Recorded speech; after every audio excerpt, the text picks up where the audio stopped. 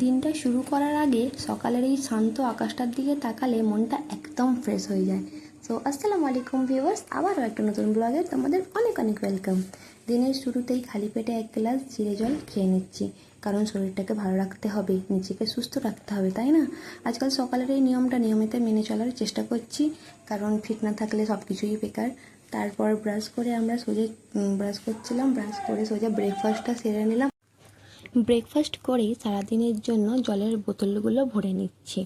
আর তারপর বোতলগুলো ভরে নেওয়ার পর কিছু কাপড় ছিল আমার, সেইগুলো ভিজাতে দিয়ে দিয়েছি, কারণ খুব নোংরা হয়েছিল। খুব একটা কাপড় ছিল না, কিন্তু তাহলেও কিছু কাপড় ছিল, যেমন হয় আর কি।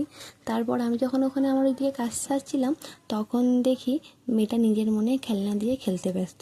আর বেডটাকে দেখো, পুরো খেলনায় ভরিয়েছে। এরপর বসে গেলাম আগের দিনের জামা কাপড়গুলো গুছিয়ে রাখতে। ঘরের এই কাজগুলো প্রতিদিনের, আর কখনো শেষ হয় না। তবু সব কিছু গোছানো থাকলে দেখতেও বেশ ভালো লাগে, তাই না বলো? তো তারপর এরই মধ্যে দেখলাম যে খাদিজার আব্বু সন্ধ্যার চা খাওয়ার জন্য কিছু স্ন্যাক্স এনে দিল। ঘরের সানফ্লাওয়ারটা খুব অপরিষ্কার হয়েছিল, দেখে ধুয়ে পরিষ্কার করে নিলাম।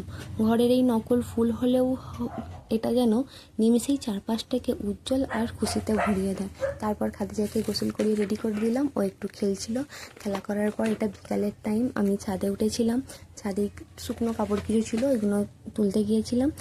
তারপর গিয়ে দেখলাম ওয়েদারটা এত দারুণ লাগছিল, বেশ শান্ত পরিবেশ। ঘরে আরেকটা দিন কাটানোর পরে বিকালটা উপভোগ করা এর চেয়ে ভালো উপায় আমার তো আর মনে হয় না।